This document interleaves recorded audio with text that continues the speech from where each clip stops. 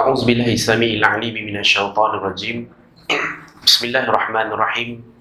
الحمد لله رب العالمين، والصلاة والسلام على أشرف الأنبياء والمرسلين وعلى آله وصحبه أجمعين. سبحانك لا علم لنا إلا ما علمتنا إنك أنت العليم الحكيم. قال رب اشرح لي صدري ويسر لي أمري واحلل عقدة من لساني يفقهوا قولي. قال الله تعالى في كتابه العزيز بعد أعوذ بالله من الشيطان الرجيم قل هو الذي أنشأكم وجعل لكم السمع والأبصار والأفئدة قليلا ما تشكرون. صدق الله العظيم. قال النبي صلى الله عليه وسلم لا يؤمن أحدكم حتى يحب لأخيه ما يحب لنفسه أو كما قال النبي صلى الله عليه وسلم. Assalamualaikum warahmatullahi wabarakatuh. Macam tak apa nak semangat. Kita jumpa sekali lagi ni. Assalamualaikum warahmatullahi wabarakatuh. Waalaikumsalam warahmatullahi wabarakatuh. Apa khabar semua? Sihat ke semua? Saya ingat masing-masing kosongkan perut ni sebab ada makan best ni malam kan, insya-Allah. Baik, terlebih dahulu terima kasih kepada imam kita juga selaku pengurusi majlis kita untuk malam ni, masya-Allah. Kepada penjelas program Cik Aziz, kepada timbalan pengurusi surau Asyakirin dan juga jawatan kuasa surau dan seterusnya, kepada semua ibu-ibu, ayah-ayah, tuan-tuan perempuan yang ada sama-sama memeriahkan malam ni. Saya sebenarnya sebelum nak start ni, saya nak mulakan dulu dengan satu benda ni. Tadi saya terkesan bila Cik Aziz sebut tadi dah buat macam-macam program. Sebut je program apa tak buat. Dah panggil yang masuk TV, yang keluar TV semua dah masuk, dah panggil. Tapi jemaah macam ni juga. Dan maksudnya bilangan tu tak adalah tiba-tiba nak kena buat buka kemah booth kat luar tu sebab ramai sangat. Tapi saya teringat tentang kisah Nabi Nuh bila Cik Aziz sebut ni, dan saya yakin nak buat program ni bukan senang. Orang nampak macam ni tapi tak tahu di belakang nak plan, nak uruskan semua susah. Saya ingat kisah Nabi Nuh alaihi salam. Nabi Nuh ni adalah salah seorang Nabi Ulul Azmi. Nabi Nuh ni dalam 5 Ulul Azmi, Nabi Nuh lah hidup paling lama, 950 tahun, paling lama. Soalan saya, Nabi Nuh hidup paling lama. Dalam 5 Ulul Azmi ni, siapa umat yang paling sikit? Yang paling sikit Nabi Ulul Azmi, Nabi Nuh, Nabi Ibrahim, Nabi Musa, Nabi Isa, Nabi Muhammad. Siapa umat paling sikit? Nabi Nuh. Nabi Nuh hidup paling lama, dan Allah sebut dalam Quran dakwah lailan wa nahara, malam dan siang, malam dan siang. Tapi umatnya kata ulama lebih kurang 83 orang je. Nampak macam Nabi Nuh ni tak buat kerja. Kalau dikira daripada segi umat, patutnya Nabi Sulaiman lagi layak jadi Ulul Azmi. Kalau kira daripada segi hasil, Nabi Ismail lebih layak jadi Ulul Azmi. Tapi kenapa Nabi Nuh tak berjaya untuk kumpulkan ramai umatnya tapi jadi Ulul Azmi? Sebab Allah nak sampaikan satu mesej dekat kita. Yang aku tengok bukan hasil, yang aku tengok usaha kau. Hari ni kita buat macam-macam jenis aktiviti dekat surau. Kita jangan risau berapa ramai yang datang. Yang kita risau, kita buat tak program? Kita buat tak majlis-majlis yang bawa orang datang dekat dengan Allah Subhanahu Wa Taala? Itu yang Allah tengok. Jangan risau, insya-Allah setiap usaha kita ni Allah akan ganti dengan lebih baik, insya-Allah. Alright. Kedua, saya seronok datang ke Melaka ni sebab kampung saya pun tak jauh. Saya memang anak saya membesar dekat KL, tapi saya lahir bukan kat KL lah. Saya lahir dekat Tampin, Negeri Sembilan. Tapi saya tak pandai cakap Negeri Sembilan lah. Melaka pun tak pandai. Saya membesar KL lah. Tapi bila datang Melaka, datang Negeri Sembilan ni memang dekat dengan kampung. Nenek saya pun dekat dekat sini. Cuma saya nak bagi tahu, bila sampai dekat Melaka ni memang akan teringat banyak memori-memori yang best-best lah kat sini. Banyak kuliah-kuliah yang best-best semua kat sini, dan banyak jemaah-jemaah yang best-best saya dekat Melaka. Memang saya sukalah negeri Melaka ni. Setiap negeri saya akan cakap skrip yang sama. Kenapa? Sebab macam ni. Apa tanda Allah suka kita? Kita kalau suka orang tu, kita suka tak dia datang rumah kita? Suka lah. Kalau boleh duduk lama pun tak apa. Tak apalah Mi duduk rumah akak ni. Duduk rumah saya ni. Hidang makan. Tidur kat sini lama pun tak apa. Sebab kita suka orang tu. Apa tanda Allah suka pada kita? maka Allah jemput kita datang kat rumah dia. Tapi ada satu benda yang kita kena hati-hati. Jangan rasa bila kita ni dah ada dekat sini, kita rasa Allah suka aku, Allah pilih aku. Lepas tu kita WhatsApp dekat kawan kita yang tak datang, Allah tak pilih kau, Allah tak suka kau. Kita datang surau, datang masjid bukan sebab kita baik. Kita datang surau, datang masjid, kenapa Allah pilih kita? Sebab Allah nak jadikan kita ni baik. Sebab kita banyak silap dan salah kita dulu. Mungkin ini cara Allah nak bersihkan kita. Sebab tu bila kita datang, kita jangan rasa yang tak datang tu lah jahat, yang tak datang tu lah yang tak pilih. Sebab tu kenapa Cik Aziz tadi sangat bersangka baik. Mungkin ada urusan lain, ada ketentuan lain. Itu akhlak yang kita kena tunjukkan kepada orang, insya-Allah, dan pada Allah Subhanahu Wa Taala. Itu yang kedua. Yang ketiga, saya nak perkenalkan sikit lagi, saya juga adalah panel untuk program Tanyalah Ustaz. Biasa tengok Tanyalah Ustaz. Tengok Tanyalah Ustaz kan? Saya nak test sikit, boleh tak? Tengok siapa penonton-penonton serta Tanyalah Ustaz ni. Okey, sambung tau ayat saya. Tanyalah Ustaz, biar tahu, jangan betul-betul keliru ni. Kenapa ibu-ibu kat belakang elok je jawab? Yang ayah-ayah macam lambat sikit. Tak tengok. Tak, sebab Tanyalah Ustaz tu 6.30 pagi. Kita kan kat surau lagi.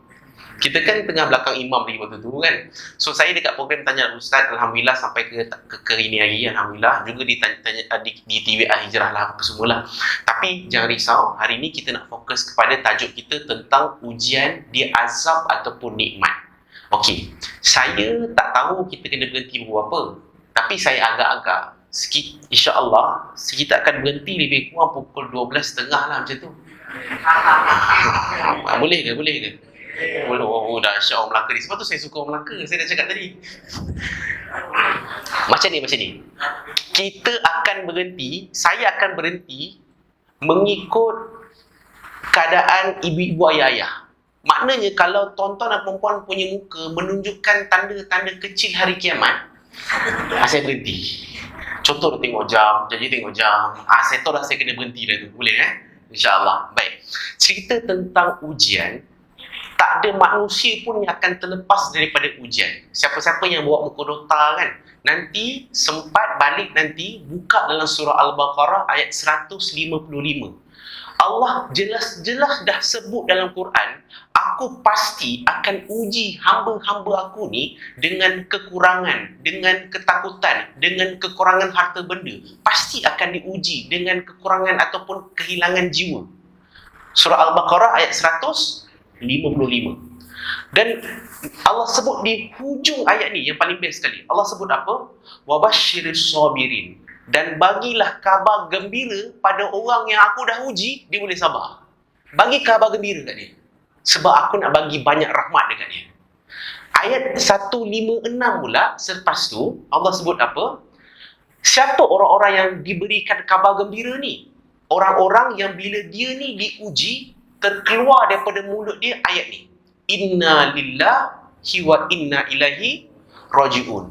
Maksudnya inna lillah ni dia bukan hanya untuk orang yang meninggal je. Bahkan ada satu kisah, satu situasi, Nabi ni ada lampu kan, lampu untuk terangkan rumah. Terpadam lampu tu. Terpadam je lampu, Nabi terus sebut inna lillahi wa inna ilaihi raji'un. Aisyah dengar, wahai Rasulullah, kenapa sebut inna lillah? Dan Nabi sebut apa? Segala perkara yang mengecewakan seorang mukmin, maka itu adalah musibah. Dan setiap musibah kita kena sebut inna lillahi wa inna ilaihi raji'un. Cuma kita ni, orang Malaysia ni, inna lillah ni hanya untuk orang yang mati. Kadang kita call kan, ni mak sakit ni, inna lillah. Mak tak mati lagi, kau ni kenapa? Bergaduh pasal benda tu je.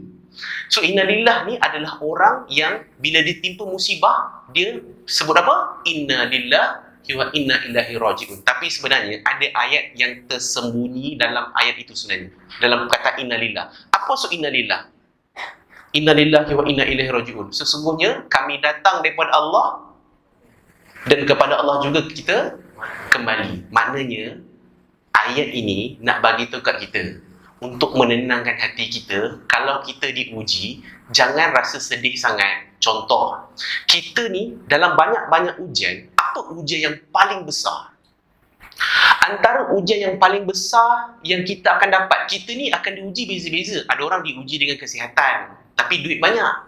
Ada orang diuji dengan duit, tapi mungkin dia sakit. Ada orang diuji dengan hubungan, kekeluargaan, bergaduh dengan adik-beradik, ipar dua, mertua, ada bergaduh grup WhatsApp surau. Ada orang ni diuji mungkin dengan keadaan dia ni mujahadah dengan dosa dia. Macam-macam diuji. Tapi dalam banyak-banyak ujian ni, ujian paling besar sekali ujian apa? Agak-agak ujian apa? Jangan risau. Ustaz tanya, Ustaz jawab. Boleh boleh. Ayah buat je muka-muka macam tengah berfikir, boleh. Jangan risau. Kadang-kadang orang takut dengar ceramah saya ni. Nanti Ustaz Izhar tu memang banyak dia tanya. Jangan risau. Ustaz tanya, Ustaz yang jawab. Boleh Jangan relax je. Jangan risau. Tak ni datang ke depan tanya jawab soalan, tak ada. Dalam banyak-banyak ujian, apakah ujian yang paling terbesar sekali yang Allah turunkan, Allah berikan, Allah hadiahkan kepada satu manusia? Ujian kehilangan. Nabi SAW, Rasulullah, Nabi kita, belum lagi dilahirkan ke dunia telah diuji dengan ujian yang sangat besar. Ujian apa? Ujian kehilangan seorang ayah. Nabi tak pernah rasa hidup ada ayah. Lahir pula, tak sampai berapa tahun, mak pula meninggal. Hilang lagi ibu. 2 orang dah. Dan semasa perjuangan Nabi ni dekat Mekah, Nabi dihalau, di pulau. Waktu tu orang kuat Nabi ada 2 orang. Pertama adalah bapa saudara Nabi, Abu Talib. Dan kedua adalah isteri Nabi yang tercinta, Sayyidatina Siti Khadijah. Apa jadi kat mereka berdua? Allah ambil seorang-seorang. Abu Talib Allah ambil, tapi sebelum Abu Talib Allah ambil, lepas Abu Talib, ulama kata gap 2 bulan ke 3 bulan, Allah ambil pula Siti Khadijah. Belum habis sedih lagi. 3 bulan ni sekejap sangat. Orang selalunya meratapi kesedihan ni, termenung ni setahun 2. Tapi 3 bulan dah Allah ambil pula Sayyidatina Siti Khadijah. Orang yang banyak support Nabi, Allah ambil. Nabi diuji dengan kehilangan demi kehilangan. Ujian besar adalah ujian kehilangan. Saya tak tahu dekat sini siapa yang diuji dengan kehilangan. Tapi siapa yang Allah uji dengan kehilangan dekat dalam surau ni, ketahuilah itu ujian yang sangat besar. Kita tak boleh cakap, alah tak apalah, patah tumbuh, hilang berganti. Yang pergi biarkanlah pergi, yang datang kena hargai. Takkan sama orang tu kalau ganti. Saya nak tanya, sama tak kalau kita hilang seorang ibu, ada perempuan lain ganti? Takkan sama. Kumpullah semua wanita pun takkan boleh ganti mak kita seorang. Dan kumpullah semua lelaki kat dunia pun tak boleh ganti seorang ayah. Siapa-siapa yang diuji dengan kehilangan, maka ini ujian yang besar. Dan kalau kita pegang ayat Inna lillahi wa inna ilaihi raji'un, kita akan tenang. Sebab apa? Sebab kita baru sedar kita tak berhak pun rasa kehilangan. Kenapa kita tak berhak rasa kehilangan? Sebab yang kalau kita ni hanya berhak rasa kehilangan kalau benda tu kita punya. Contoh, jiran kita sebelah baru beli kereta baru, Tesla. Ibu tahu kereta Tesla tau? Kereta elektrik cocok, tak pakai minyak dah. Tu. Saya rasa saya tak boleh guna contoh tu lah. Jiran sebelah beli kereta Azia. Azia mesti tahu kan? Beli kereta baru Azia yang harga rahmah 22,000 tu. Beli kat anak dia, anak sulung dia masuk universiti. Beli ni lagi, malam tu kena curi. Hilang kereta tu esok. Kita tahu hilang kereta anak dia, kita ada rasa kehilangan tak? Kenapa kita nak rasa sedih pula? Kenapa tak rasa sedih? Sebab kereta tu bukan aku punya, dia punya. Samalah juga ibu yang pergi daripada hidup kita, ayah yang Allah ambil daripada hidup kita, anak-anak yang Allah ambil daripada hidup kita. Kita tak berhak rasa kehilangan sebab anak tu bukan kita punya. Anak tu datang daripada Allah dan kembali kepada Allah. Kita tak memiliki apa-apa pun sebenarnya. Termasuk diri kita pun bukan kita yang punya. Bila kita mengaku yang tak ada satu pun dalam dunia ni aku punya, maka kita akan bertenang dan boleh hadap ujian-ujian, termasuk ujian kehilangan ni. Contoh, kita hilang harta, kena scam.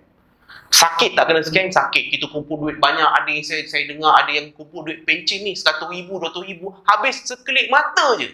Maka ini ujian yang besar. Terduduk dia kerja dah 30 tahun macam nak gila, habis macam tu je duit. Ada yang nak bunuh diri, ada yang dah jadi gila. Ni duit aku ni, nak duit pencen aku ni habis macam tu je. Tapi Allah pujuk dalam Al-Quran, duit ni aku yang bagi. Dan kalau aku ambil hak aku, bukan hak kita.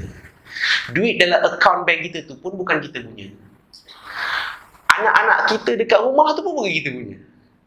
Isteri kita hari ni pun bukan kita yang punya.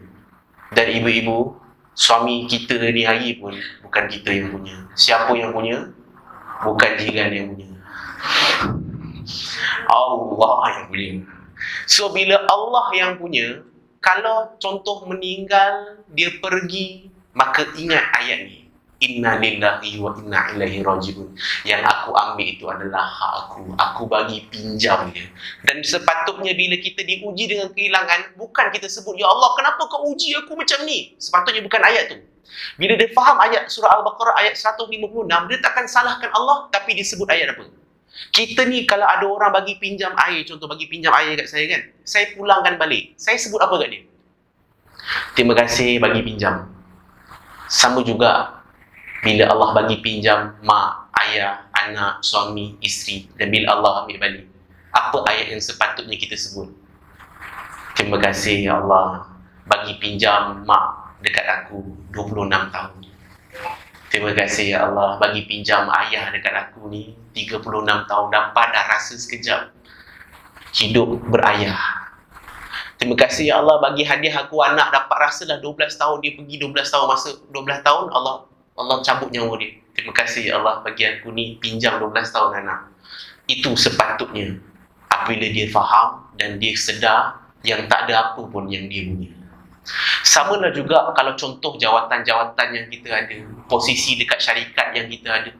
Kita takkan rasa angkuh dan rasa bagus sebab kita tahu jawatan tu pun bukan kita yang punya. Kita tahu yang posisi dekat syarikat tu pun kita yang punya. Jangan bergaduh siapa nak jadi bendahari surau Asyakirin. Jangan bergaduh siapa nak jadi AJK makanan. Bergaduh dalam grup WhatsApp, bergaduh siapa nak jadi AJK makanan. Berebut. Jawatan yang kita sebut rebut tu, itu bukan kita yang punya. Dan tak berbaloi bergaduh untuk benda yang tak kekal pun. Boleh ke takat ni? Dan ayat seterusnya itu best. Ayat tadi 155 yang saya sebut innalillah ni, 156, ayat 157. Allah sebut dalam Al-Quran, mereka itu adalah orang-orang yang dilimpahi dengan berbagai-bagai kebaikan daripada Tuhan mereka serta rahmat mereka, dan ini orang akan diberikan petunjuk oleh Allah. Syarat dia apa? Syaratnya bersabar dengan apa yang Allah bagi, ujian yang Allah bagi. Saya nak jawab soalan daripada tajuk ceramah kita. Ujian ni tanda azab ataupun nikmat. Ramai orang dia ingat macam ni. Nampak tak? Aku sihat hari ni. Saya tak ada sakit apa-apa Ustaz. Saya ni dah tinggi, tak ada kucing manis, tak ada go out, tak ada gaut. Confuse kakak tu. Gaut tak ada. Saya sihat. Tengok ni. Saya ni jaga makanan. Saya ni jaga kesihatan ni. Nampak saya. Adakah itu tanda dia diberikan nikmat? Adakah tanda itu nikmat? Belum tentu. Apa pula belum tentu Ustaz? Itu kan nikmat tu. Belum tentu. Sebab Firaun pun sihat. Firaun tak pernah sakit dalam seluruh kehidupannya. Bersin pun tak pernah. Demam pun tak pernah. Kita ni pagi-pagi dah tarik hidung bersedung. Maka macam mana nak tahu sesuatu tu satu nikmat ataupun azab? Ada pula orang fikir macam ni. Kau tengok tu.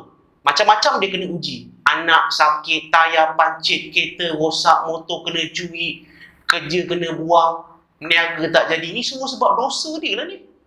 Dia dulu kau tak tahu cerita dia. Kita rasa dia diberikan azab. Belum tentu. Sebab Nabi Ayub alaihissalam, seorang yang sangat kaya raya, akhirnya Allah ambil semua kekayaan dan harta dia, termasuk tanaman-tanaman dia, dan orang pergi daripada hidup dia, tinggal seorang je isteri teman dia. Adakah Nabi Ayub ini sedang diazab? Bukan. Habis itu macam mana Ustaz? Macam tak faham lah Ustaz. So maksudnya sekarang ni dia azab ke nikmat? Jawapannya macam ni. Kalau sesuatu ujian tu datang dalam hidup kita, dan ujian tu buatkan kita makin dekat dengan Allah, maka itu adalah nikmat. Tapi kalau ujian dapat pada kita tu buatkan kita makin jauh dengan Allah, maka itu adalah azab. So nak tahu nikmat ataupun azab, tengok jarak kita dengan Allah tu berapa jauh. Contoh, saya bagi contoh. Saya ni dulu sakit, dan sebabkan sakit, saya selalu bangun malam. Adakah sakit itu azab ke nikmat? Sakit saya itu azab ke nikmat? Nikmat. Sebab apa nikmat? Sebab malam-malam saya boleh bangun. Tiba-tiba saya sihat balik, masjid pun dah tak pergi. Sihat saya itu azab ke nikmat? Azab. Sama lah juga, dulu mungkin kita jawatan tak banyak, tak tinggi, duit tak berapa banyak, selalu kerap datang majlis-majlis ilmu kat surau, pergi masjid 5 waktu sehari semalam. Tiba-tiba kena lantik jadi penghulu ke, JKKK ke, ada jawatan dekat surau lain. Semayang dah tak datang dah, datang mesyuarat je. Subuh dah tak datang dah. Saya nak tanya, jawatan yang dapat tadi tu azab ke nikmat? Azab. Sebab tu jangan berbangga dengan apa kita dapat kalau kita dapat tu menjauhkan kita dengan Allah. Kita selalu ingat tak, perasan tak sekarang ni ada trend dekat TikTok. Saya tak tahu lah ayah-ayah ada TikTok ke? Tak ada kan? Tak ada. Ada. Ada TikTok advance lah kat sini. Dahsyat lah, nenek saya pun tak ada. TikTok ada trend tau. Trend dia apa? Trend dia selalu dia buat macam ni. Trend, dulu saya ni pakai motor je, sekarang selepas saya berniaga, jadi founder produk ke, jual lah barang apalah kan, dah berjaya. Dia tunjuk pula video selepas tu naik Mustang. Naik Mustang. Sekarang saya dah berjaya. Saya nak tanya, adakah dengan Mustang itu tanda satu kejayaan? Sekarang saya dah jadi jutawan. Adakah jutawan tu satu kejayaan? Belum tentu banyak duit itu satu kejayaan. Tapi ni anak-anak kita kat TikTok ni memang suka. Inilah kejayaan ni, jadi jutawan ada Mustang. Ni anak-anak kita, cucu-cucu kita ni yang jenis-jenis macam yang jenis sunat-sunat laser ni.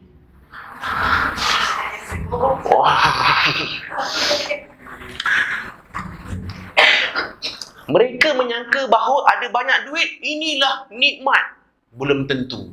Mungkin masa dia naik motor dulu tak kaya, itulah nikmat. Sebab apa? Sebab kalau jumpa jiran, pandai bagi salam. Jumpa jemaah, pandai salam cium tangan.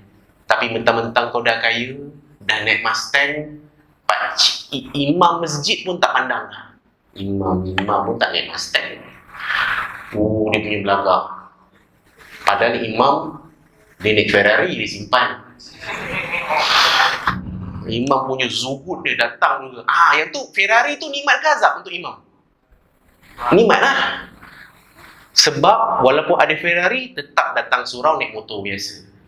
Zuhud.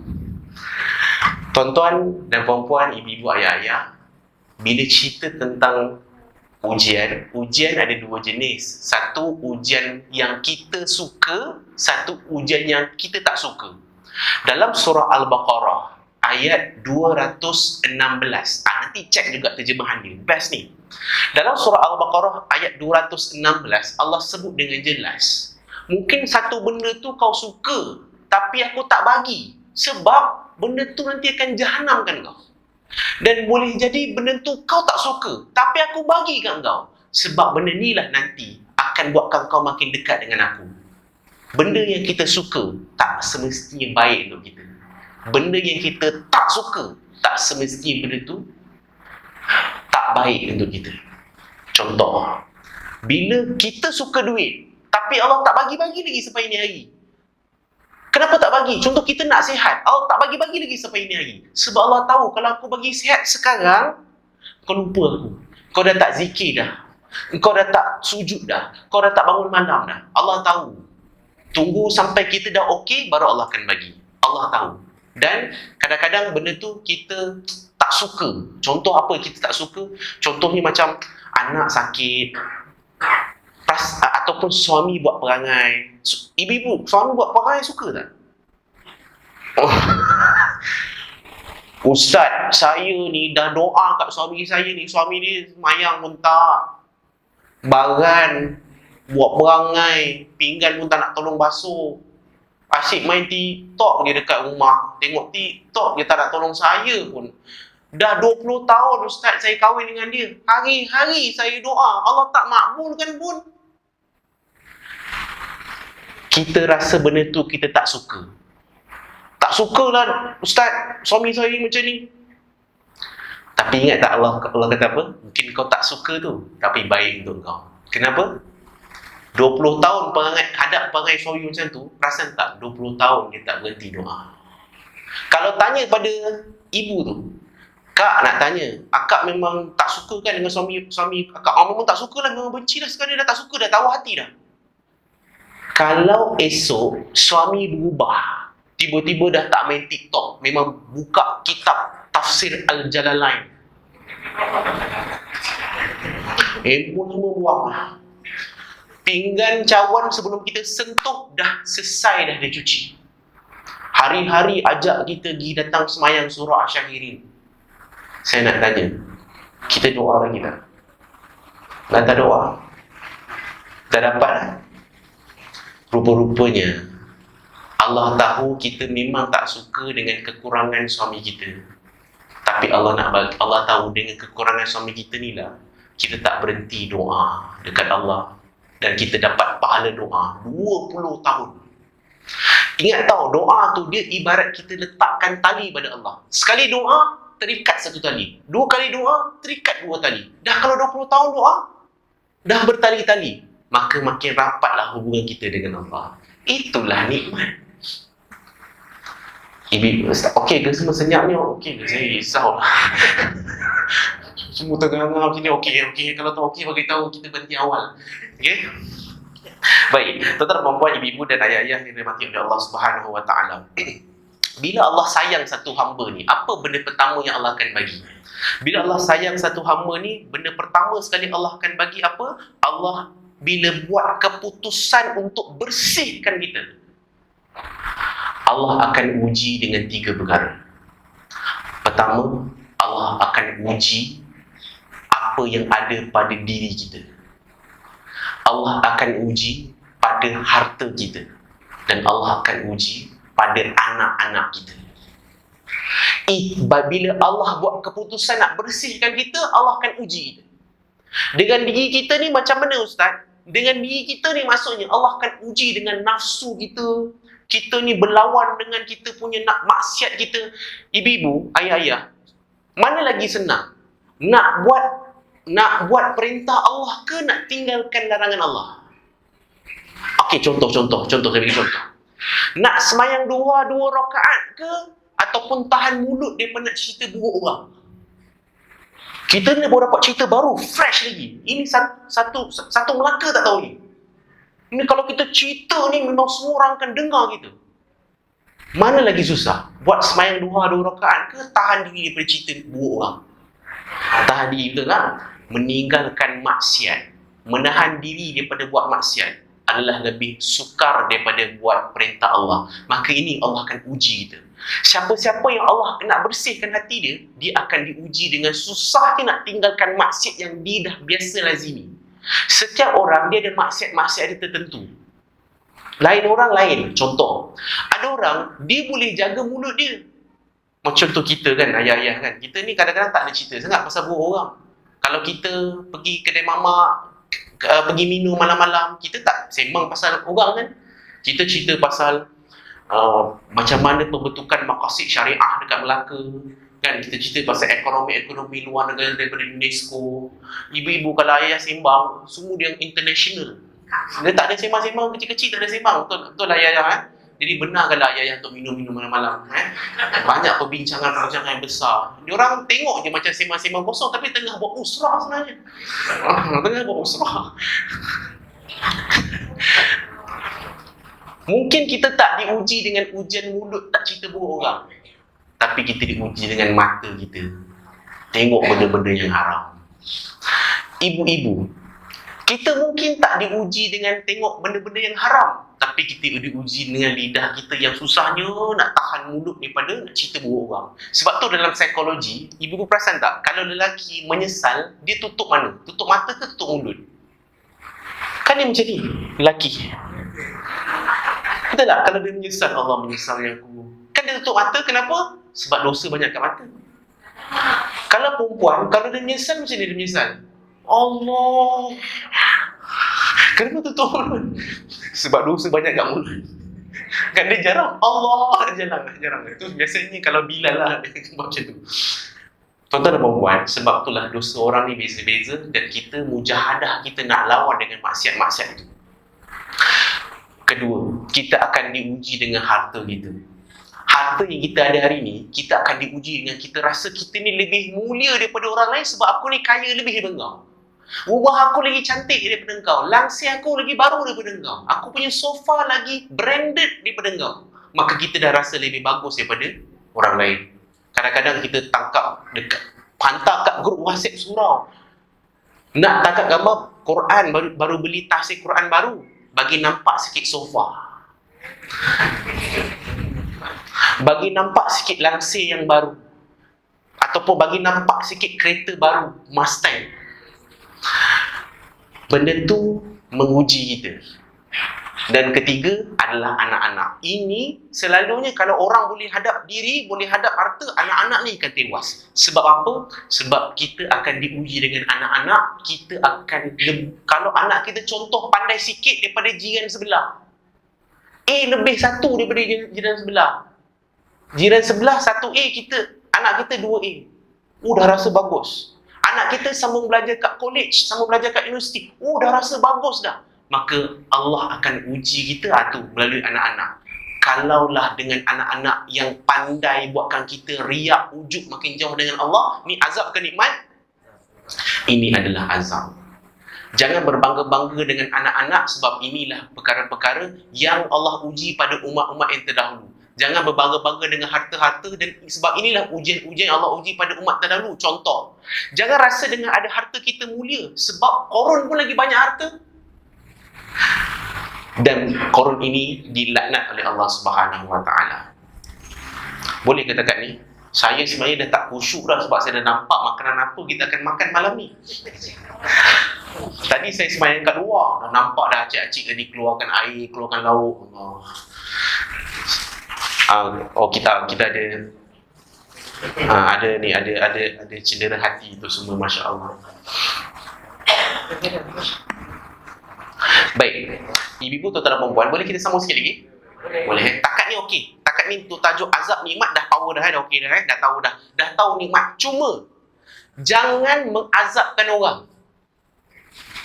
Tengok tu, rumah baru, sembahyang tak datang. Azab lah tu. Tak boleh, dia tak boleh. Ni saya cerita ni untuk diri kita. Dia tak boleh untuk orang lain. Tapi kalau nikmat boleh. Bagus anak pandai, datang surau, tolong masak untuk berceramah malam ni, bagus lah. Nikmat untuk orang boleh. Tapi azab untuk orang tak boleh. Ada tak boleh tu? Sama lah juga, pernah dengar tak? Istidraj. Istidraj kan, nikmat Allah bagi, makin jauh dengan Allah. Siapa contoh orang dapat istidraj? Fir'aun, Qarun, Haman. Ini contoh-contoh orang dapat istidraj. Tapi kita tak boleh cakap orang lain tu istidraj. Kau tengok tu, dia dapat jawatan tinggi, dia dapat jadi naik bendahari, kau tengok belagak tu. Istidraj ada tu, tak boleh. Untuk orang lain tak boleh istidraj. Istidraj tu rahsia Allah. Sama juga munafik. Tak boleh cakap dengan orang, tu munafik tu cakap lain. Kan Allah, Nabi bagi tahu tanda-tanda orang munafik ada 3, betul tak? Bila dia bercakap, dia berbohong. Yang kedua apa? Bila dia diberikan amanah, dia ingkar, betul tak? Yang ketiga,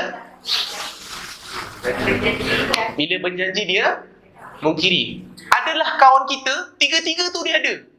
Cakap bohong, amanah, pecah janji, mungkiri. Munafik lah kau ni. Kita tak boleh cakap orang tu munafik. Sebab apa? Sebab munafik ni dia dalam hati. Kita tak boleh nak hukum orang tu munafik. Nabi pun, macam mana Nabi tahu orang tu munafik?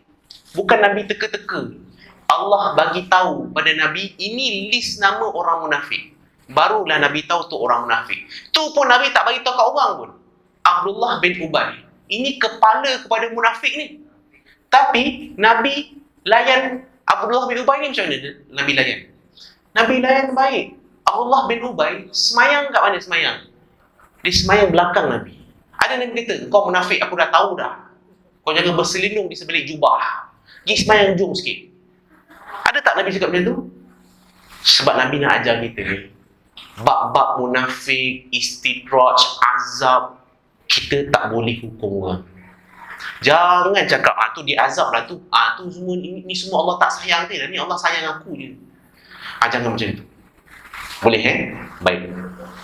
Dalam kita diuji, apakah cara yang Allah dah tunjuk kat kita untuk melalui ujian? Ni ujian dah, kita dah tahu dah. Ujian azab nikmat kita dah tahu dah. Yang kedua, yang paling penting juga, selain kita faham ujian ni adalah, macam mana kita nak lalui ujian-ujian yang Allah dah hantar dalam hidup kita ni. Allah hadiah dalam hidup kita ni. Macam mana cara dia? InsyaAllah malam ni saya akan sebut beberapa cara yang Nabi ajar pada kita untuk kita lalui ujian-ujian yang datang dalam hidup kita. Pertama sekali, bila kita diuji dengan kehilangan, macam mana cara kita nak hadap ujian kehilangan? Ummu Salamah, salah seorang sahabat Nabi, seorang sahabiah. Ummu Salamah, suami ni nama dia Abu Salamah.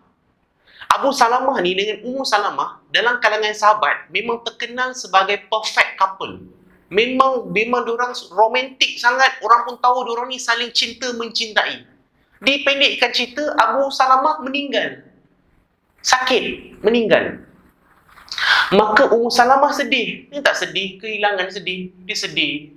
Lepas tu dia teringat satu doa Nabi yang pernah ajar. Nabi ajar siapa-siapa yang diuji dengan kehilangan, baca doa ni.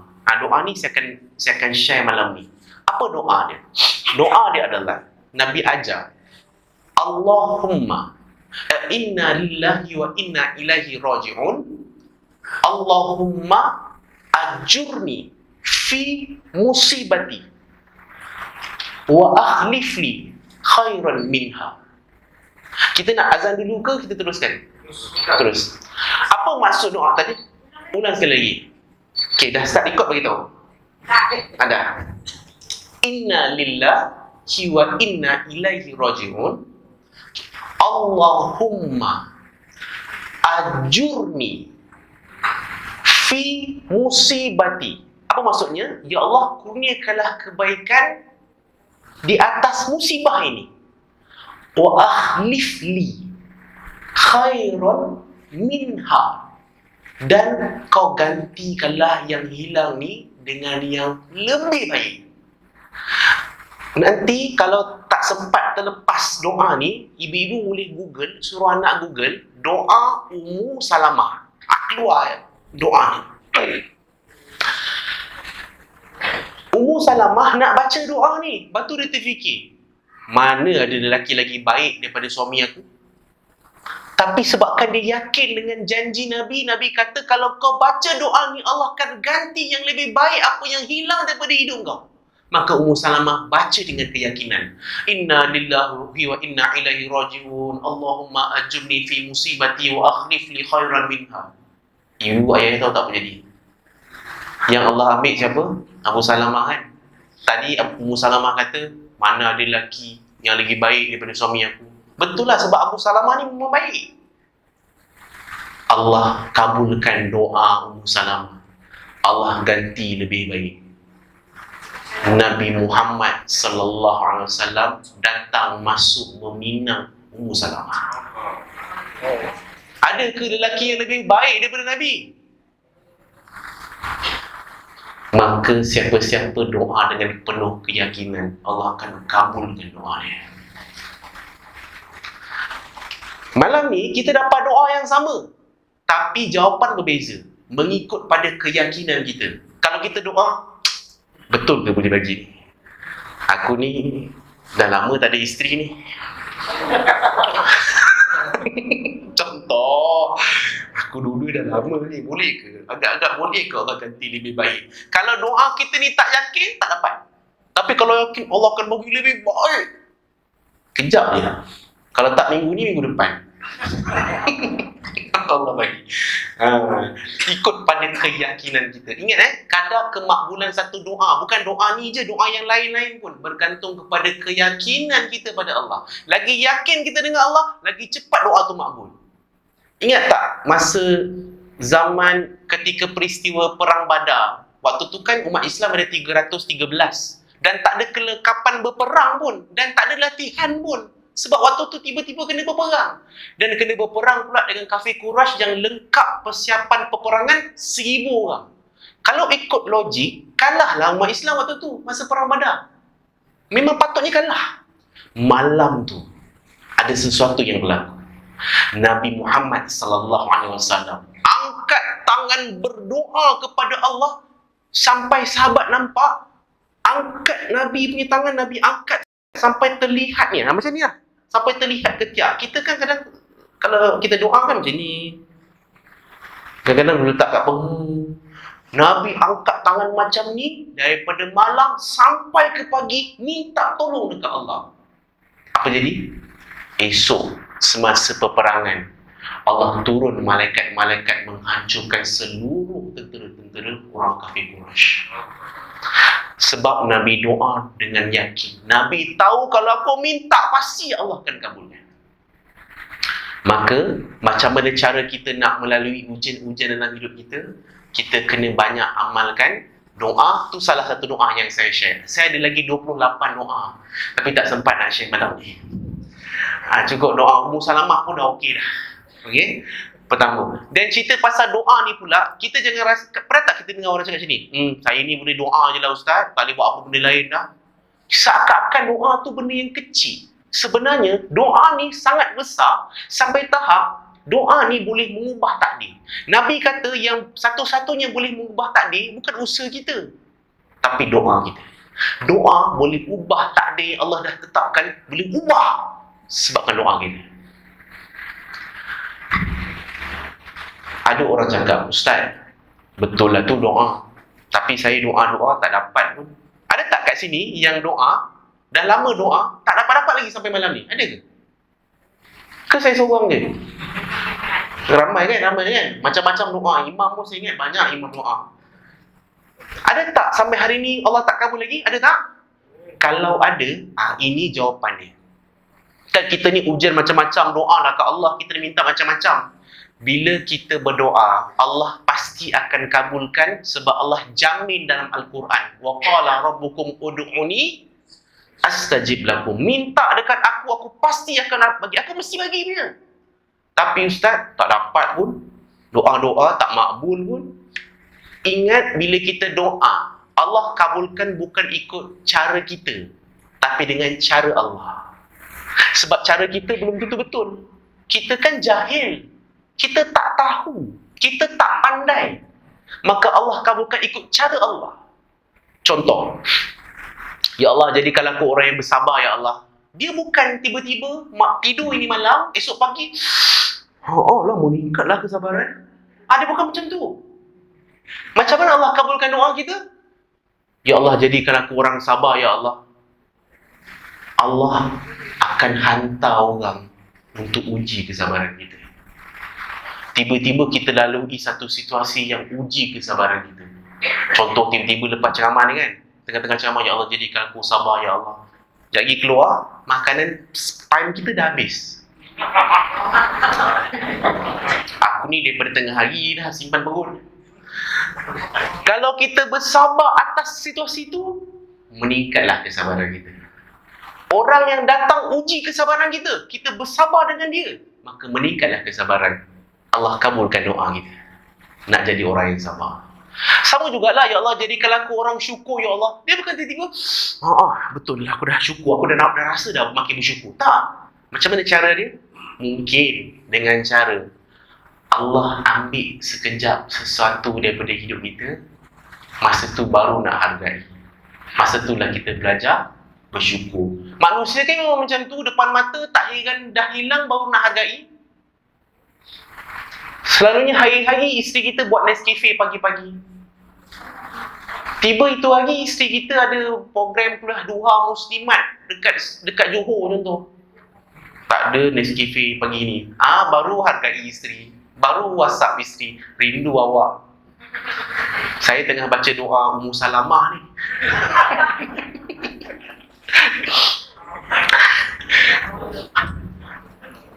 Maka Allah kabulkan bukan ikut cara kita, tapi dengan cara Allah. Ya Allah, bagi aku murah rezeki. Ya Allah, bagi tambah duit. Ya Allah, tiba-tiba ada orang minta sedekah.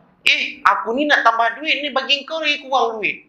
Sebenarnya itulah cara. Kalau kita bagi sedekah dekat dia, Allah akan laksanakan jaminan Allah. Siapa sedekah satu, Allah bagi 700 kali ganda.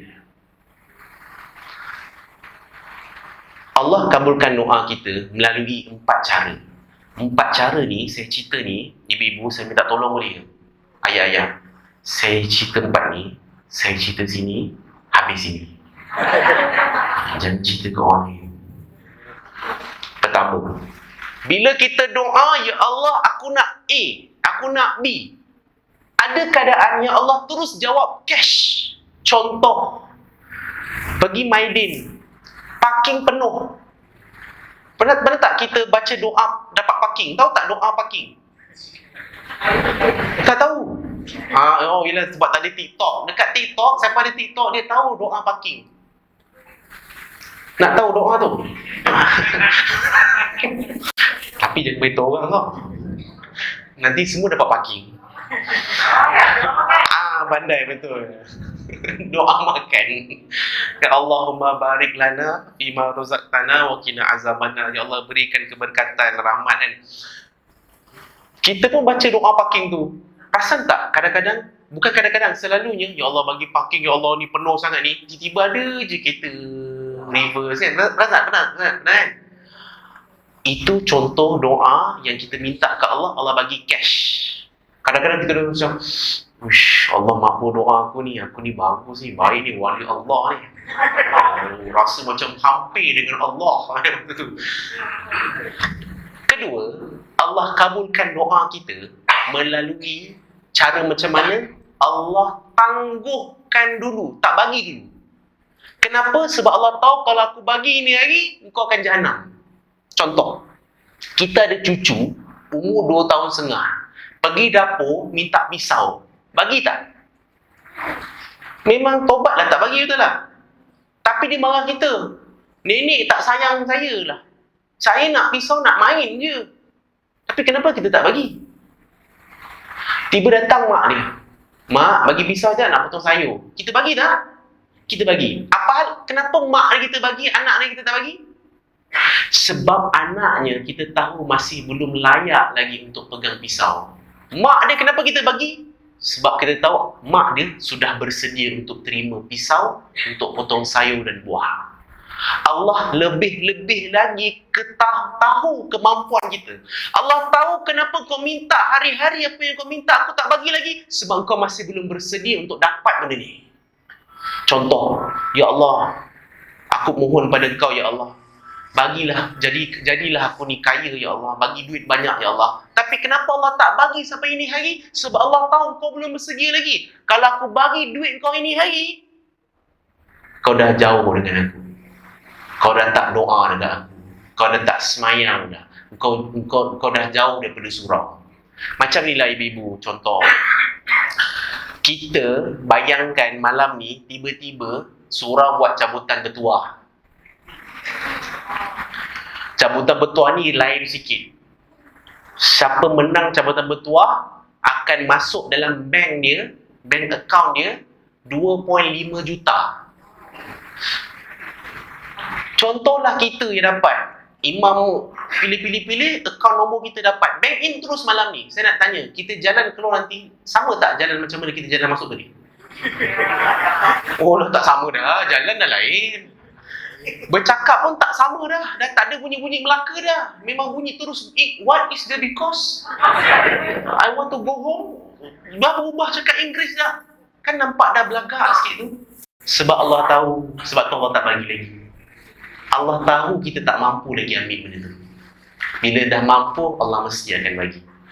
Ketiga, dengan cara macam mana Allah tak tangguhkan, tapi Allah bagi juga, tapi Allah bagi lebih baik daripada apa kita minta. Contoh, ada seorang perempuan ni, dia ni berdoa pada Allah, ya Allah bagi aku jodoh, ya Allah bagi aku jodoh, ya Allah. Sampai ke sudah jodoh-jodoh tak sampai. Adik-beradik dia semua dah kahwin. Dia je satu-satunya anak perempuan yang kena jaga mak dia dengan sakit dekat kampung. Jagalah mak dia. Adik-beradik semua dah kahwin, dah ada anak, apa, dah tak duduk dengan mak, tinggal berdua. Satu malam, mak panggil, Ina, main sini jap nak. Datang, 2 pagi datang. Mak, saya nak tidur mak, kenapa mak? Nah, main sini jap. Mak dia letakkan kepala dekat peha Ina tu. Yang Ina tu yang doa tu. Hari-hari doa. Kadang-kadang dia macam berharap pergi maiding. Terlanggar lelaki ke? Inilah jodoh ke? Tak langgar-langgar pun. Cuba buat-buat langgar pun tak langgar. Malam tu, mak dia kata, Nah, dada mak sempit lah, sakit lah. Nah, mak nak bagi tahu kau. Kakak engkau, abang kau, adik engkau, bila dah kahwin semua lupa kat mak. Semua ada anak sendiri, keluarga sendiri, dah tak balik, dah tengok mak sakit ni. Tapi engkau sanggup korbankan masa engkau ni jaga mak. Ina, nanti kalau mak mati, malam ni kalau mak mati, Nana, nanti kat padang mahsyar, mak akan disaksi untuk engkau, untuk cakap depan Tuhan, engkau ni anak mak. Dan mak dah redha engkau jadi anak mak. Engkau dah korban semua untuk mak. Terima kasih nak jaga mak. Mak redha engkau sebagai anak mak. Tak lama lepas tu mak dia terus tutup mata, menghembuskan nafasnya yang terakhir. Aduh. Ustaz suruh diam dulu. Ustaz diam.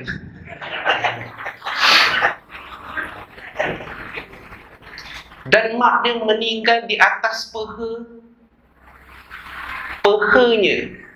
Dan wajah terakhir yang mak dia tengok adalah wajah dia. Rupa-rupanya. Kan Ina setiap malam minta doa jodoh kan? Allah tak bagi jodoh. Allah bagi lebih daripada itu. Allah bagi Ina masuk syurga bukan melalui suaminya, tapi melalui keredaan ibunya. Kan lebih baik tu? Itu yang ketiga. Maka jangan risau. Allah kalau tak bagi apa kita nak, Allah bagi lebih baik daripada apa kita minta. Okey, Ustaz, saya cash tak dapat, tangguh tak dapat, lebih baik pun tak dapat, sekarang saya dah mati. Dah mati pun boleh tanya saya. Tak dapat pun doa saya ni macam mana? Macam mana kira? Kalaulah doa kita dekat dunia ni Allah tak kabulkan satu pun, maknanya Allah nak apa yang Allah bagi tu besar. Ingat, kalau Allah kabulkan doa kita dekat dunia, kita kena syukur. Tapi kalau Allah tak kabulkan doa kita dekat dunia, kita kena lagi syukur. Sebab apa? Sebab apa yang Allah nak bagi kita ni, hasil doa kita ni, dunia pun tak mampu untuk tampung. Sebab dunia terlalu murah dan lemah untuk tampung kita punya hasil doa kita. Maka Allah reserve dekat padang mahsyar. Dekat padang mahsyar nanti, ibu-ibu ayah-ayah, kenapa padang mahsyar disebut sebagai salah satu hari dipanggil sebagai hari penyesalan? Sebab dekat padang mahsyar bukan orang kufur je menyesal, orang beriman pun menyesal. Apa sebab Ustaz orang beriman pun menyesal, bukan orang beriman seronok ke kepada mahsyar? Kenapa dia menyesal? Sebab baru dia nampak kalau macam ni lah pahala orang bersabar dengan ujian. Hari-hari aku minta ujian dengan Allah kat dunia. Kalau inilah hasil doa-doa aku, Allah tangguhkan sampai hari akhirat ni, Alangkah baiknya kalau satu doa aku kat dunia, satu pun Allah tak kabulkan. Baru nampak dekat padang mahsyar nanti. Sebab tu ibu-ibu, ayah-ayah, tak ada satu doa kita pun yang Allah tak kabulkan. Semuanya Allah kabulkan. Itu yang pertama. Lalui ujian dengan doa. Jangan tinggal doa. Ramai orang ingat doa ni mesti doa atas sejadah, mesti menghadap kiblat. Itu adabnya begitu. Tapi bila kita nak bercakap dengan Allah, kita boleh sentiasa bercakap dengan Allah. Tengah drive boleh sembang dengan Allah. Sebelum ambil Quran, bersembang dengan Allah. Saya nak bagi tips. Tips ni mahal, jangan cerita ke orang. Kita ni. Saya dapat ilmu ni daripada seorang kenalan. Orang baik orang ni. Ibu-ibu, ayah-ayah. Ilmu ni boleh terus buat. Lepas masa isyak nanti terus buat. Ibu-ibu akan menitik air mata. Setuju tak kalau saya kata saya angkat botol ni dengan izin Allah? Kalau Allah tak izin, boleh tak saya angkat botol ni? Semua benda kita buat, kita perlukan keizinan Allah. Saya share teknik ni supaya kita sentiasa berhubung dengan Allah. Lepas ni, sebelum buat apa-apa amalan, walaupun hanya ambil wuduk, minta izin dengan Allah. Ya Allah, aku nak ambil wuduk ni. Aku minta izinkan aku, tahu ya Allah. Baru ambil wuduk. Rasa dia lain. Lepas habis ambil wuduk, lepas baca doa ambil wuduk, cakap dekat Allah, ya Allah, terima kasih tahu bagi izin aku ambil wuduk tadi. Masuk pula surau nak solat isyak.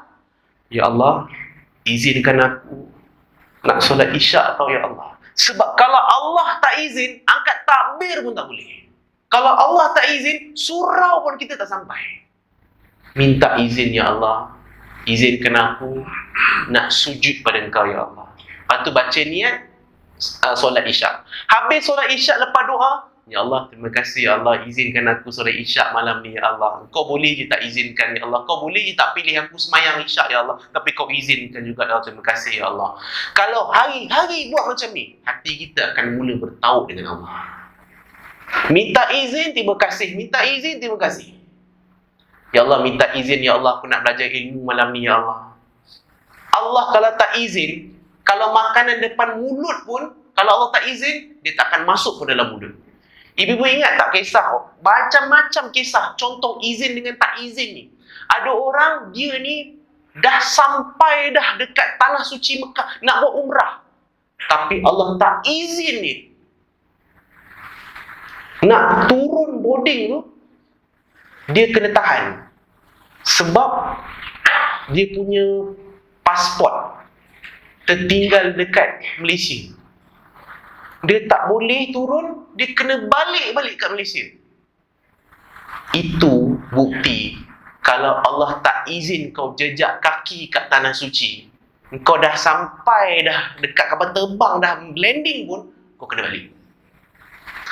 Ibu pernah tak kan dengar cerita orang ni duit pun tak ada, tiba-tiba sampai Mekah. Simpanan pun tak banyak, boleh buat haji. Kenapa? Sebab kalau Allah izin, tanpa duit pun boleh sampai. Ada orang tak sihat, sampai Mekah, sampai buat haji, sampai umrah, sebab Allah izin. Sebab tu kena sentiasa minta izin dekat Allah. Barulah boleh didik hati kita jadi hamba. Itu pertama, pasal doa. Ini baru nombor 1. Saya ada lagi 28 poin. Kedua, terakhirlah dah pukul 9 ni. Terakhir, poin kedua, Dai, Ustaz, macam mana cara saya nak hadapi ujian dalam hidup saya? Yang kedua, kita selalu rasa aku yang boleh selesaikan masalahku. Biasa tak dengar ayat ni? Aku boleh selesaikan masalahku. Kita kena yakin dekat diri sendiri. Akulah yang boleh ubah hidup aku. Sebenarnya itu ayat-ayat yang dah termasuk dalam kategori mensyirikkan Allah. Saya tak tahulah kat sini pernah ke dengar orang cakap, macam mana kau berjaya? Oh, aku berjaya ni sebab aku ni ada ilmu, aku ni ada guru, aku aku ni ada sistem, aku ni ada circle kawan-kawan yang baik-baik, sebab tu aku berjaya hari ni. Allah tak ada langsung dalam pilihan tu. Dalam point tu Allah tak ada langsung. Inilah perkataan Qarun. Qarun kaya sangat sampai orang follower dia tanya dia, "Wahai Qarun, macam mana nak kaya macam kau?" Dan apa Qarun kata? "Sesungguhnya ini semua adalah hasil usaha dan kepandaian aku." Apa jadi kat Qarun? Allah tenggelamkan Qarun masuk dalam perut bumi. Berbeza dengan Nabi Sulaiman alaihissalam. Nabi Sulaiman alaihissalam diberikan kekayaan lebih lagi daripada Qarun. Satu dunia ni dimiliki oleh Nabi Sulaiman, diperintah oleh Nabi Sulaiman.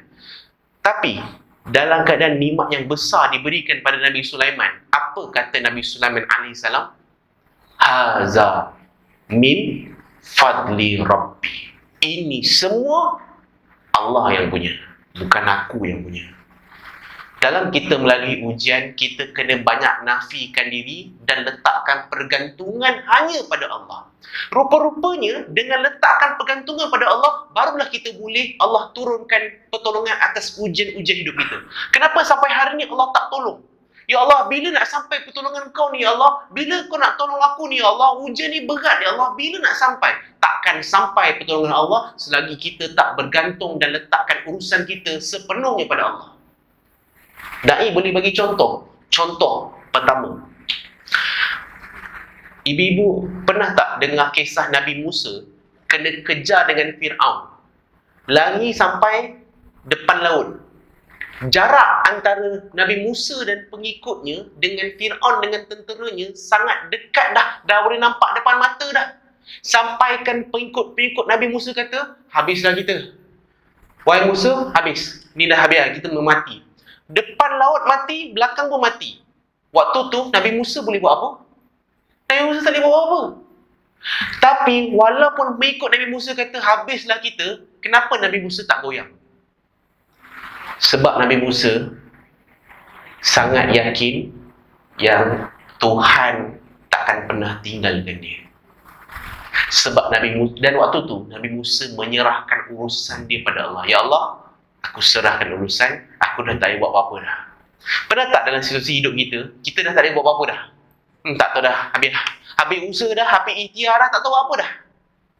Masa itulah kita kena letakkan pergantungan kita pada Allah. Sama lah juga macam Nabi Yunus. Ingat tak cerita Nabi Yunus? Kenal Nabi Yunus? Kenal? Jumpa mana? Angguk kuat lah. Nabi Yunus kan dia kena telan dengan ikan kan? Nabi Yunus diuji dengan 3 kegelapan berbeza. Kegelapan malam, kegelapan dalam laut dan kegelapan dalam perut ikan Nun. Ikut logik manusia, tak boleh selamat dah Nabi Yunus ni. Dalam perut ikan Nun, Nabi Yunus boleh buat apa? Wifi pun tak ada. Waktu tu dah habis ikhtiar. Dah berada di penghujung usaha. Dah tak boleh buat apa-apa.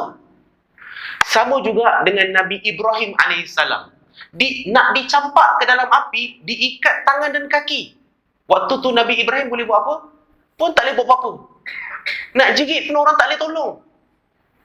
Nabi Ibrahim pun berada di penghujung usaha. Dah tak boleh buat apa-apa.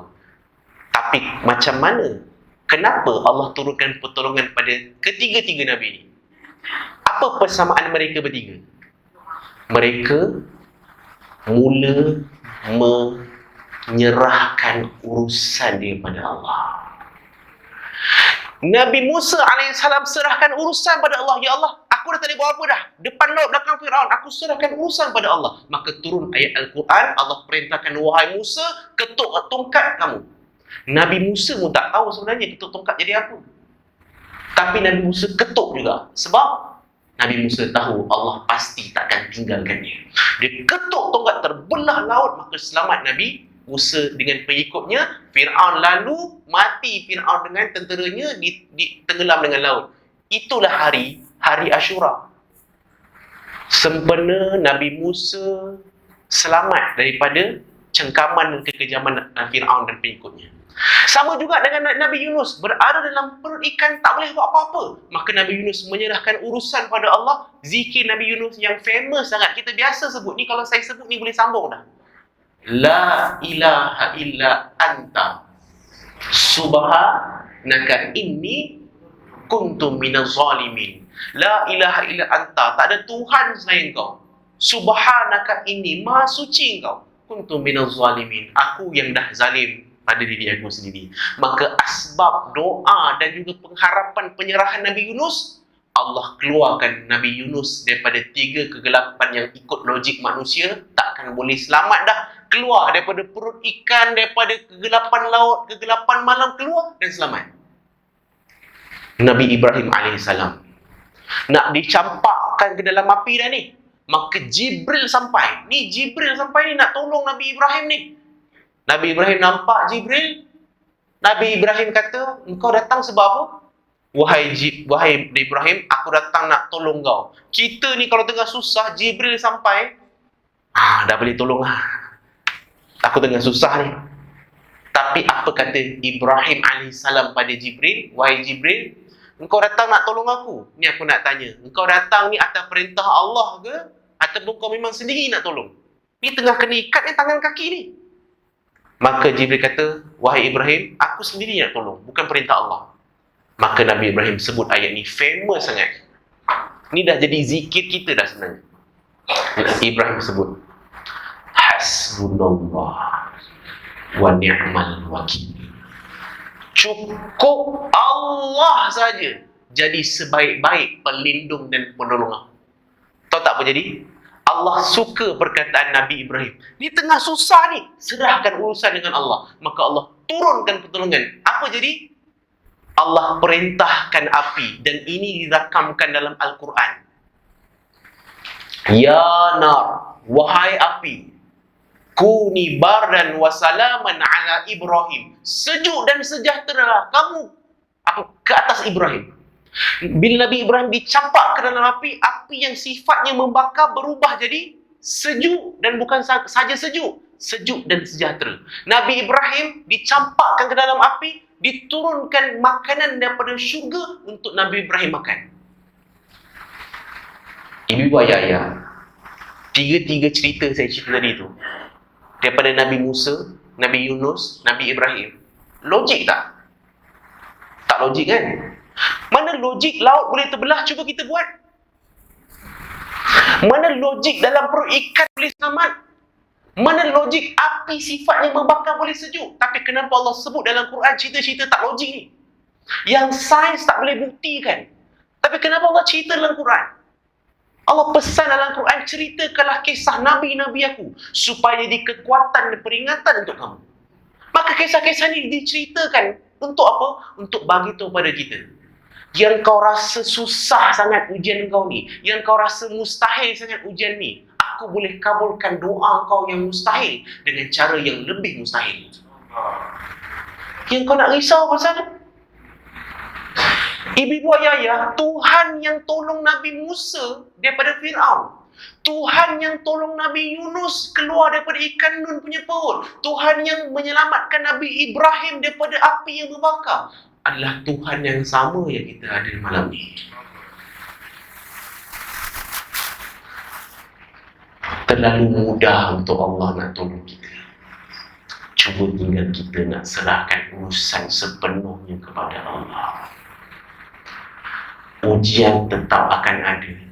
Alladzi khalaqal mauta wal hayata liyabluwakum ayyukum ahsanu amala. Aku memang ciptakan kematian dan kehidupan ni untuk aku tengok siapa yang lebih baik amalannya. Memang sini tempat kita diuji. Berapa lama kita akan diuji? Tolak umur kita sekarang.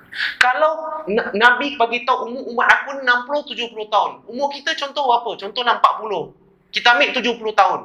Umur kita 40. 70 tolak 40. Ada lagi 30 tahun je kita nak lalui ujian dan penuhi kehendak Allah. Memang susah. Sebab Nabi sebut perjalanan ke syurga dipenuhi dengan benda-benda yang nafsu tak suka dan memang susah. Dan perjalanan ke neraka dipenuhi dengan benda-benda yang nafsu suka dan benda yang senang. Memang susah, memang payah, kita kena penuhi kehendak Allah. Allah suruh semayang, kita semayang. Allah suruh sedekah, kita sedekah. Allah suruh kita maafkan orang, kita maafkan orang. Allah suruh kita tinggalkan maksiat, kita tinggalkan maksiat. Susah. Kita kena penuhi kehendak Allah berapa lama? 30 tahun. Ikut pada tahun masing-masing lah. Kita masing-masing umur dah ada dalam kepala kan, umur masing-masing kan? Cuba tolak. Berapa tinggal? Saya pernah ceramah kat satu tempat ni, semua yang pencen-pencen tau saya ceramah. Cik, tolak berapa tinggal? Cik umur berapa? 63. 70 tolak 63. Cik ada 7 tahun lagi nak taubat. Diam dia, 7 tahun dah tak lama. Cik berapa dah? Cik 69. Cik ada setahun lagi. Tak tahu ni tahun depan je. Allah Ustaz. Tu saya tanya lagi hujung, cik umur apa? 80. 80. Negatif 10. Pakcik patutnya dah mati dah ni. Allah. Kita kena penuhi kehendak Allah. Lagi 30 tahun lagi, lagi 20 tahun lagi. Habis itu kehendak kita ni bila pula Allah penuhi? Selepas kita meninggal dunia, Allah pula akan penuhi kehendak kita. Berapa lama Allah akan penuhi kehendak kita? Kalau kita penuhi kehendak Allah 30 tahun, patutnya 30 tahun Allah penuhi kehendak kita. Tapi Allah ni bukan hanya maha adil, Allah ni maha kasih. 30 tahun kita susah dekat kehidupan, dekat dunia ni. Lalu ujian, susah payah, dengan kehilangan, dengan kekurangan, dengan kesakitan. Allah akan balas balik, penuhi kehendak kita dekat akhirat. Berapa lama? Berapa puluh tahun? Selama-lamanya. Yelah, selama-lamanya tu berapa lama? Selama-lamanya. Ya, tapi berapa lama? Selama-lamanya, sebab masa telah tiada. Maut pun telah dimautkan oleh Allah. Allah jadikan maut nanti dekat pada masyar, dekat akhirat nanti, Allah akan rupakan maut tu macam seekor kambing. Allah akan sembelih kambing tu depan kita, maka Allah beritahu, hari ini tiada lagi maut. Maka orang kat neraka akan kekal hidup dalam neraka, diseksa sampai bila-bila. Dan kita nanti insya-Allah masuk syurga. Masuk syurga tak akan mati-mati, sebab mati pun telah dimatikan. Kita akan masuk dalam syurga selama-lamanya. So, kalau nak cerita syurga, kena buat ceramah lain. Itu 2 jam ceramah lain. Ni pun saya dah tengok dah gebel-gebel lah. Dekat syurga nanti, kalau dah kat sini rasa susah, jangan risau. Dekat syurga nanti, semua ada. Apa yang kita minta, semua ada. Tapi ada orang tanya, Ustaz, kalau satu benda ni kalau tak ada, susah saya, Ustaz. Kat syurga tu ada tak? Apa dia? Saya segan nak tanya Ustaz. Yelah, bagi tahu je lah apa benda. Kalau ni kalau tak ada, susah lah Ustaz saya. Sabun juga. Yelah, bagi tahu lah apa. Dekat syurga ada rokok. Ada rokok. Kalau tak ada rokok, macam payah juga Ustaz dekat syurga. Dah Nabi sebut, dekat syurga, apa kau minta, semua ada. Jadi rokok ada tak? Ada tak ada rokok? Ada. Cuma nak kena ambil api tu, kena neraka. Itu je cerita dia.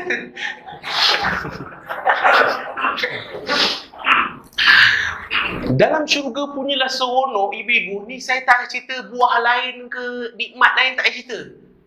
Pisang, bila kita makan nanti kat syurga, minta apa? Pokok pisang sampai. Tu syurga punya cerita. Tinggi nak pisang sampai. Belum habis cakap lagi. Hey Siri, sampai. Pisang sampai. Ni makan pisang, sedapnya ya Allah. Makan pisang kedua, lagi sedap daripada pisang pertama. Makan pula pisang kedua, ambil pisang ketiga, lagi sedap daripada pisang kedua. Ibu-ibu, ada orang dihabiskan 50,000 tahun makan pisang je. Tapi dia rugi tak masa dia? Dia bazir masa tak? Apa nak bazir masa? Masa pun dah tak ada. Dan pisang tu makin makan makin sedap. Sedap sampai bila? Dia akan makin sedap sampai bila-bila. Nikmat makin tambah. Yelah, mestilah ada dia punya had dia. Tak ada. Dia memang makin sedap sampai dah tak tahu dah apa dah. Rasa tu saya dah tak tahu rasa pisang apa dah. Itu baru pisang. Suami kita dekat syurga, keluar daripada rumah kat syurga, istana, keluar je. Ni Nabi sebut tau, ni bukan saya reka cerita ni. Dia balik je, dia jadi lagi handsome daripada dia keluar tadi. Esok keluar lagi, Balik lagi handsome daripada yang tadi. Handsome sampai bila? Makin handsome sampai bila-bila. Saya tak tahu macam mana dah rupa handsome tu dah. Cuba sekarang. Suami kita keluar pergi kerja ke, balik dah tak rupa orang muka. Dan nikmat dunia sifatnya, nikmat akan makin turun, betul tak? Contoh beli kereta baru, handphone baru, telekong baru, semua yang baru. Best pakai seminggu je lah. Lepas tu kan dah tak seronok. Sama lah juga ayah-ayah tengok bini kita sama tak macam hari pertama kita kenal ni. Semua senyap takut. Sama-sama. Dunia memang macam tu. Nikmatnya akan makin kurang. Tapi syurga, nikmatnya akan makin bertambah. Maka rugilah orang yang bergaduh, bermusuh hanya sebab dunia yang makin berkurang nikmatnya dan hanya bertahan 30-40 tahun lagi. Beruntunglah bagi orang yang fastabiqul khairat, berlumba-lumba untuk akhirat. Sebab akhirat dah tak terhad dalam selama-lamanya. Nikmat pula bertambah-tambah. Jadi kepada siapa-siapa yang tanya ada rokok ke tak, harapan masih ada. Dan jangan risau dekat syurga nanti. Kita doa supaya kita dapat jumpa dengan kekasih hati kita. Kita ni ujian, benda yang paling susah nak buat adalah sabar tu lah. Sabar dengan ujian susah. Atau orang tanya saya, Ustaz, saya ni nak sabar sampai bila? Ni ujian saya ni nak sabar sampai bila? Kalau ada orang tanya kita, ayah-ayah, ibu-ibu pakai je skrip jawapan saya. Nak sabar sampai bila? Sabar sampai minggu depan. Sabar sampai jumpa dengan Rasulullah. Tahu tak? Sedih kita hari ni, susah kita hari ni, sakit hati kita hari ni, penat kita hari ni, nanti dapat jumpa muka Rasulullah, tengok muka Rasulullah pun dah lupa dah sakit kita. Lupa. Dapat tengok Rasulullah depan mata ni, kecewa kita dekat dunia berpuluh-puluh tahun hilang. Sebab memang macam tu. Allah, Nabi sebut dalam hadis, orang yang paling susah dalam hidup, Allah ambil orang yang paling susah dalam hidup. Dia ni dah tak ada duit, keluarga tak ada, sebatang kara, sakit pula tu. Macam-macam ujian Allah bagi. Allah ambil orang ni, celup sekejap je kat syurga. Dan Allah tanya dia, pernah kau rasa susah? Tahu tak orang dia cakap apa? Tak pernah sesaat pun aku susah, ya Allah. Sebab bila dah celup dalam syurga, lupa dah penat, sakit dan kecewa. Lupa. Syurga, kenapa sahabat nak masuk syurga? Bukan sebab syurga. Sahabat berebut-rebut nak masuk syurga sebab ada Rasulullah dekat dalam tu. Syurga jadi indah sebab Nabi ada dalam tu. Kalau dicelup dalam syurga pun dah hilang rasa sakit dan pedih kehidupan, apatah lagi bila dapat jumpa Rasulullah depan mata, tersenyum dia tengok kita. Engkau ni dah banyak kau sabar, mari sini minum air telaga aku ni. Mari sini aku nak bagi syafaat dengan kau. Kau ni banyak Allah uji kau. Siapa yang diuji, dia sedang melalui jalan yang sama yang dilalui oleh Rasulullah. Sebab Rasulullah pun lalui jalan yang penuh dengan ujian. Ibu-ibu dah 9.20. Kita habislah je selesai lah. Taubatlah semua berubahlah insyaAllah. InsyaAllah saya mohon maaf ada kurang-kurang daripada saya. Semoga perkongsian kita pada malam ini Allah berkati, Allah rahmati dan Allah kurniakan kekuatan pada kita untuk lalui ujian dalam kehidupan kita insyaAllah. Sampai masa kita jumpa lagi. Assalamualaikum warahmatullahi wabarakatuh. Waalaikumsalam.